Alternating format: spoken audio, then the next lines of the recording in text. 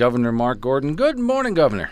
Good morning, Glenn. How are you? Very good. First, I'd like to thank you. Unlike other governors, you do not have a daily briefing that lasts 2.5 to 3 hours, and that is, of course, loved by all of the people of Wyoming. Let's get right into it.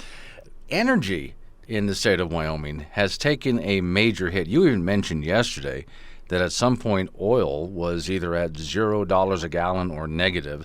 Now, of course, we just lost a large number of jobs again in the coal industry up in the northern part of the state.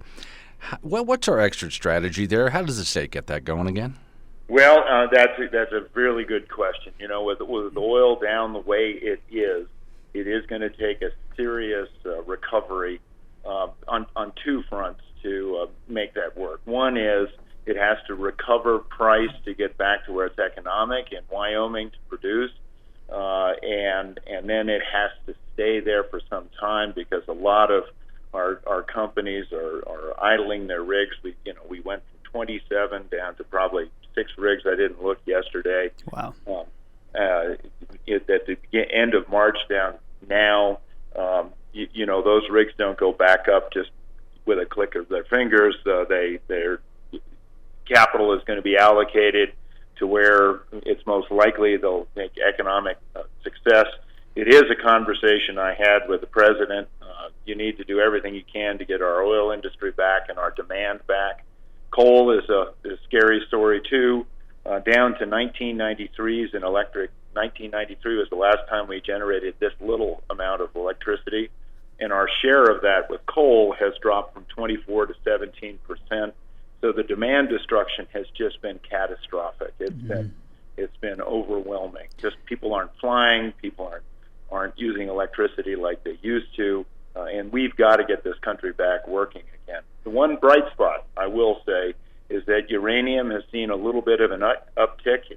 You may know, Glenn, that for the last several years I've been saying we're losing our domestic uranium supply. That sort of fell on deaf ears for quite a while, but now I think this country has woken up and said, no, we do need a domestic uranium supply. And Governor, what is the role, whether it's state or federal, what's the role of government in terms of getting coal and oil back to where I think we'd all like to see them at?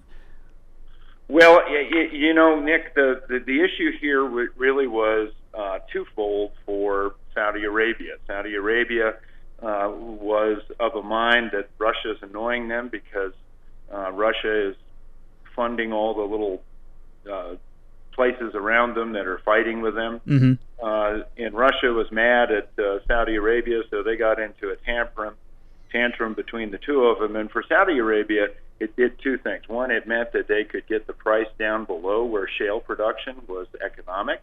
Yes, sir. Two, they could cut the legs out from underneath Russia. That just hurt everyone. So in those kinds of circumstances where there's geopolitical tensions between two major superpowers, it is important that our country remember our domestic supply is absolutely critical. There are trade tariffs and things like that we can use. Those are double-edged swords too, because for our refineries, of course, that increases their costs and ultimately our costs back to the consumer. So it's a delicate balance, but I think the role of government is to make sure that our domestic industry keeps going. We're looking in Wyoming at ways that we can make it more favorable for companies to come back. Today I'm going to be talking about the things that we can do to try to stimulate our economy, to make sure that we have all the oil field service companies, the miners are available. So when our economy does rebound, which it will, that we're ready to be right in the lead.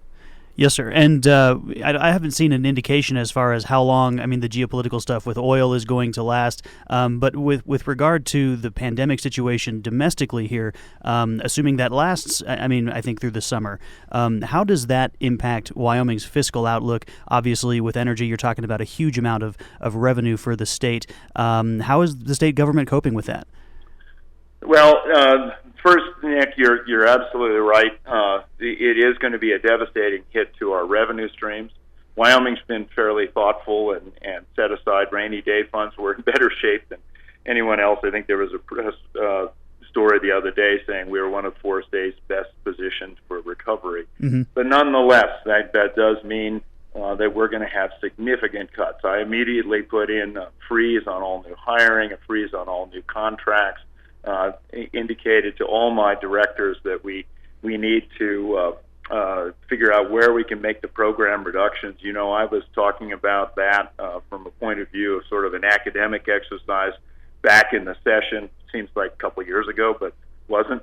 Now that's on steroids, and then, as you may know, I've been working with the legislature to say, okay, let's take a look at this new revenue picture.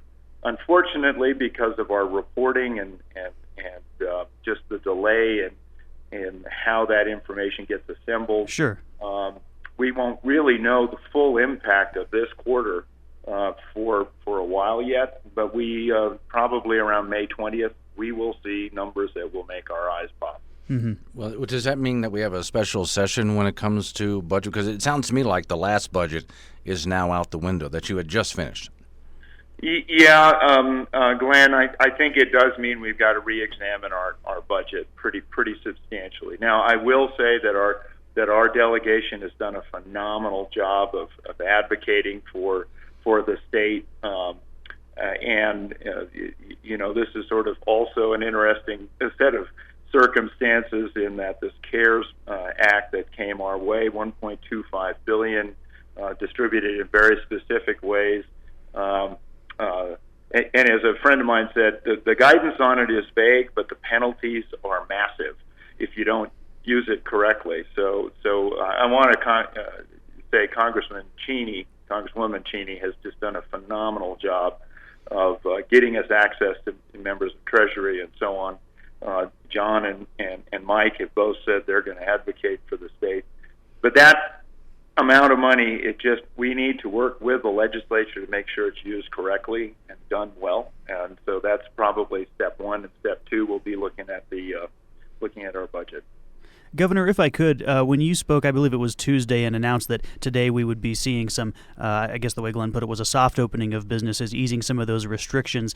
You mentioned that you were, I believe the word you used was annoyed at the perception that the economy has been shut down. Can you expand on that for us a little bit? Yeah, Nick. So, early on I got hammered for not issuing a stay-at-home order. Sure. We got lots of pressure from all around the country, really, even D.C. And I just said, look, the Wyoming people, we don't need to do that. We didn't close our retail stores. We did do what was the absolute minimum. Dr. Harris was concerned about that personal contact. We didn't really know exactly how this would express itself, the virus. We were very anxious about the number of hospital beds that we had, particularly in places like Natrona County and Laramie County and Fremont and Teton. And so we really did what we thought was the right thing at that time and closed the minimum of businesses, put restrictions on some of the others. But people could still go to town, go to the parts store, buy feed. We made sure that our miners and our oil industry, and actually it's been interesting in talking to all of those sectors, they've really had unprecedented uptime because people are very conscious about safety. And so the productivity, generally speaking, across some of those sectors has kind of gone up. I just felt that when the tide turned and everybody said, let's open the economy, the issue for me was the rest of the country needs to open because that's where our demand for our commodities is. But here in Wyoming, we have been open. That's the same with Nebraska and with South Dakota and with North Dakota, with Iowa, with Oklahoma. All of us governors were in the same boat. Certainly. You saw too. All right, Governor, thank you for your time. Wish I had more of it, but I got to move on. Dr. Mark Dowell. He's up next. Thank you, Governor. Thank you very much, sir. Yep, thank you. It's a special edition of Wake Up Wyoming Town Hall.